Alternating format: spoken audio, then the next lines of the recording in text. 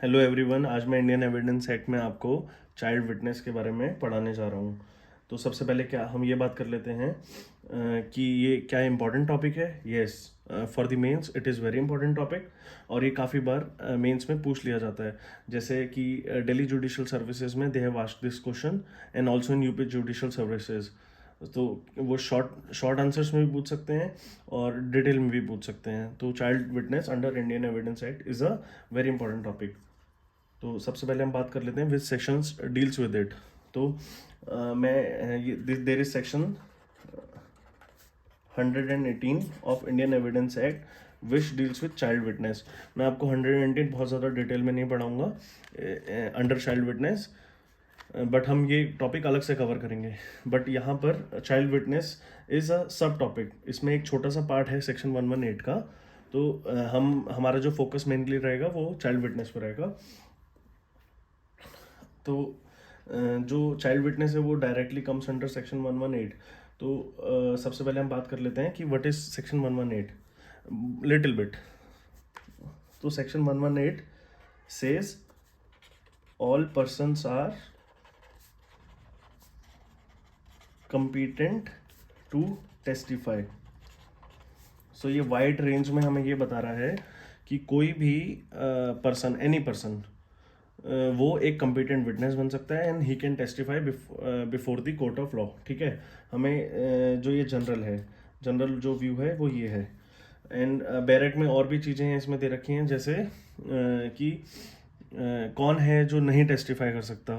जैसे कि old age person है और जो रेशनल आंसर नहीं दे सकता। तो ये एक एक्सेप्शनल चीज़ें हैं, but every person, all person are competent to testify. तो ये जो ऑल पर्सन है इसी में चाइल्ड विटनेस इंक्लूड होगा। ठीक है, तो सबसे पहले हम बात कर लेते हैं what is child witness. Question here comes, what is child witness. तो इससे हमें क्या पता लगता है कि चाइल्ड विटनेस क्या होगा। चाइल्ड विटनेस से सीधा सीधा हमें ये समझ आ रहा है, child, suppose there is a young child of age 7 और 8 ईयर्स। ठीक है, 7 से 8 साल की उम्र का कोई बच्चा है। और मैं आपको ये एग्जाम्पल के उसमें बताना चाहूँगा। एक इंसिडेंट अकर होता है जहाँ पर उसके वो जो इंसिडेंट है जहाँ पर अकर हुआ वहाँ पर चाइल्ड प्रेजेंट है उस इंसिडेंट के सामने। ठीक है, उसने अपनी आंखों से देखा कि यहाँ पर एक इंसिडेंट हुआ है। तो क्या अब ये बात आती है कि ये जो चाइल्ड जिसने इंसिडेंट देखा, क्या ये कॉम्पिटेंट विटनेस बनेगा? यस, अंडर सेक्शन 118 ये डायरेक्टली सेज दैट कि हाँ, चाइल्ड, ऑल पर्सन्स में चाइल्ड भी इंक्लूड होगा। हमें सबसे पहले तो ये बात पता लग गई। सेकेंडली, अब हम जो डिटेल में बात करेंगे कि क्या क्या ग्राउंड्स हैं जिसकी वजह से चाइल्ड कॉम्पिटेंट बन सकता है। ठीक है, तो ये मैं आपको बाद में बताऊंगा।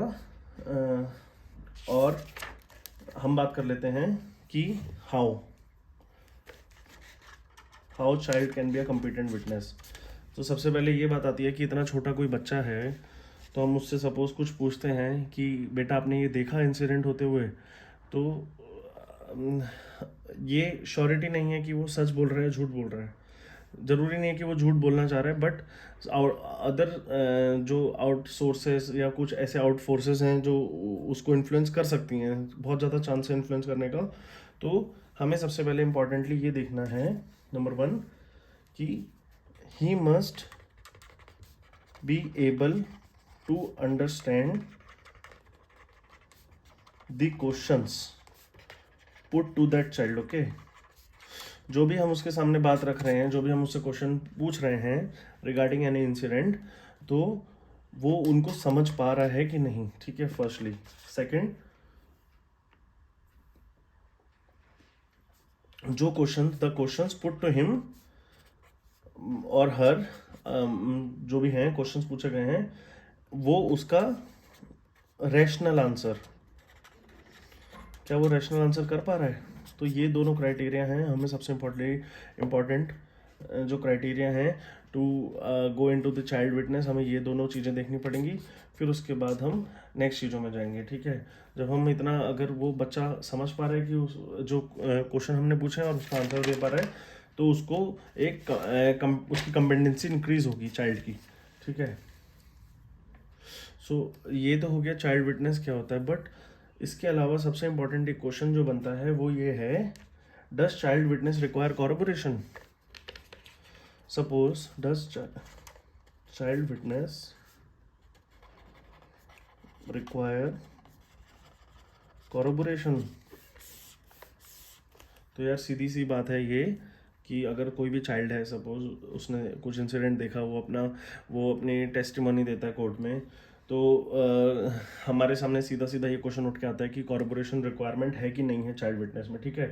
बट काफ़ी बार ये जो कोर्ट के काफ़ी इसमें डिसीजंस आए हुए हैं, लेकिन मैं आपको जनरल रूल बता दूं। जनरल रूल ये कहता है कि no, there is no age such rule,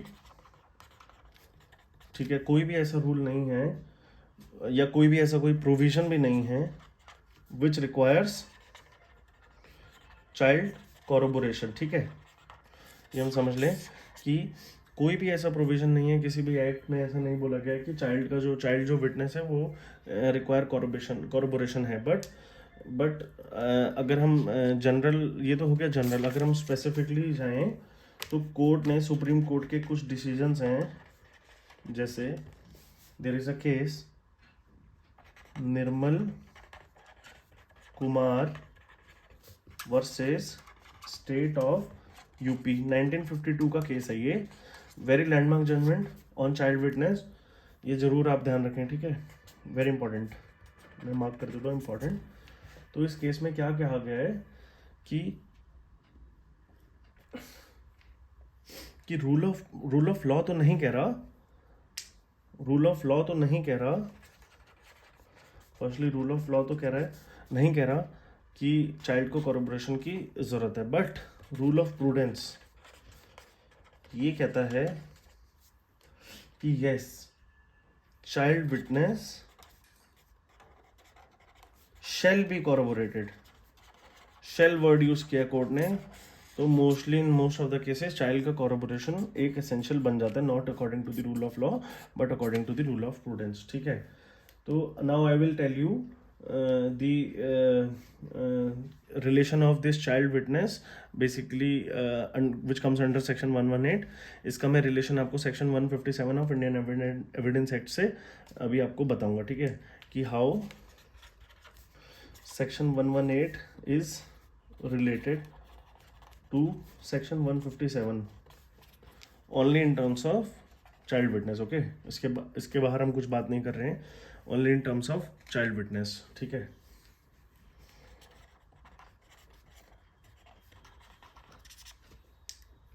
तो सबसे पहले मैं ये बता दूं सेक्शन 157 हमें क्या कहता है। सेक्शन ये कहता है 157, in order to corroborate the testimony of former witness, any former statement made by such witness relating to same fact whether before any authority or any other time may be proved, ठीक है। वो simply हमें ये बता रहा है कि कोई भी ये चाइल्ड के नाम से बताता हूँ। Suppose there is a child जिसका कॉरबोरेशन हम यहाँ से लेंगे, ठीक है। जो भी उसने कोई भी स्टेटमेंट बोला होगा पहले, ठीक है, ड्यूरिंग दैट इंसिडेंट, तो फ्यूचर में बाद में हम उन पुराने स्टेटमेंट्स को यहाँ पर ले सकते हैं और उसी से कॉरबोरेट कर सकते हैं। मैं मतलब ऐसे आपको समझ नहीं आ रहा होगा, बट मैं आपको एग्जांपल से समझाता हूँ, ठीक है। और एक केस लॉ भी है, मैं आपको केस लॉ के टर्म्स में ही समझा देता हूँ। Rameshwar versus state of Rajasthan, 1952 का ही ये केस है। इसमें क्या था कि सुप्रीम कोर्ट ने अलाउ किया था स्टेटमेंट ऑफ चाइल्ड विटनेस, जो कि एक रेप विक्टिम थी, ठीक है। तो उसमें उसने कॉरबोरेशन कैसे अपने ही स्टेटमेंट से करवाया था कोर्ट ने, चाइल्ड के ही स्टेटमेंट से। एक रेप विक्टिम है who is young, who is a child, ठीक है। तो उस टाइम क्या हुआ था कि आफ्टर द रेप उसने 4 घंटे बाद अपनी मदर को बताया कि मेरे साथ रेप हुआ है, ठीक है, एक्यूज ने मेरे साथ रेप किया है। तो ये इंसिडेंट उसने पहले बताया था, लेकिन बट जब कॉरबोरेशन की बाद में बात आई तो उसके पुराने ही स्टेटमेंट जो उसने बोले थे उसी से कॉर्बोरेट करके अक्यूज को सज़ा दी गई थी इस केस में, ठीक है। तो उसी के स्टेटमेंट वो कॉर्बोरेट करके बाद में जो उसने टेस्टिमनी दी कोर्ट में, तो दोनों को फॉर्मल स्टेटमेंट को इस न्यू स्टेटमेंट के साथ मिला के अक्यूज को सज़ा दे दी गई थी। तो बस इतना ही है चाइल्ड विटनेस में, बहुत ज़्यादा नहीं हमें पढ़ना है, बट थोड़ा ओवरव्यू हमें जानना होता है। तो मैंने आपको जस्ट ओवरव्यू बताया है कि चाइल्ड विटनेस होता है कि आप होप आपको समझ आया हो। Thank you very much.